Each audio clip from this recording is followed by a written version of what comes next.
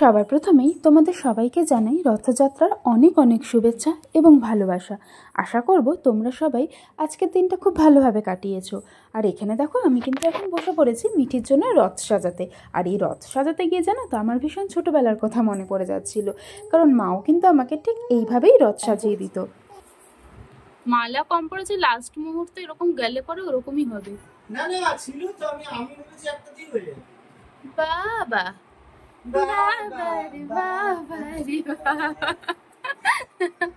তো শুনেছো তো তোমরা আমার বরমশাইয়ের কথা। তো এইভাবেই কিন্তু আমরা হাসি মজা করতে করতে রথটা প্রায় সাজানো কমপ্লিট করে ফেলেছি। আর এখন আমরা রেডি হয়ে যাব নিচে।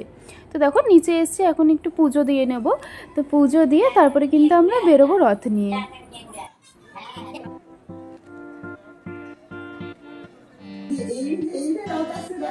ওই দেখো ওই দেখো ওই দেখো ওই দেখো ওই দেখো।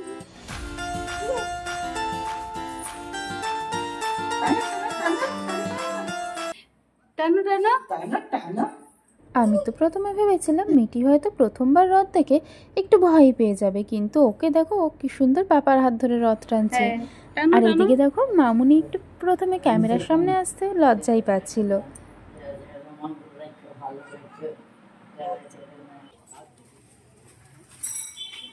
আর দেখো আমরা এখন বেরিয়ে পড়েছি রথ নিয়ে। আর জানো তো আমার কিন্তু বারে বারে সেই ছোটোবেলার কথা মনে পড়ে যাচ্ছিলো, বারে বারে সেই পুরনো স্মৃতি মনে আসছিল। ঠিক এইভাবেই কিন্তু মাকে সাথে করে নিয়ে, মানে মা আমাকে সাথে করে নিয়ে রথ নিয়ে বেরোতো। দাঁড়াও, এবার এখানে দাঁড়াও।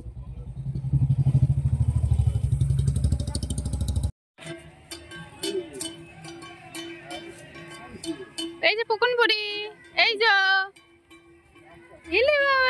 তুমি আর এখানে দেখো আমরা রাস্তায় বেরিয়েই দেখি কি সুন্দর একটা রথযাত্রা হচ্ছে। জগন্নাথ দেবকে দেখেছো তো কত সুন্দর লাগছে।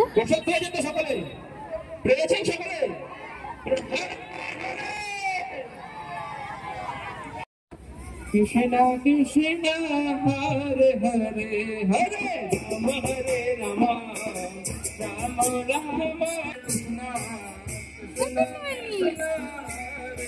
কৃষ্ণ তো আমি কিন্তু আমার ভিডিওটা আজকে এখানেই শেষ করলাম। তোমাদের ভিডিওটা কেমন লাগলো অবশ্যই কিন্তু কমেন্ট করে জানিও।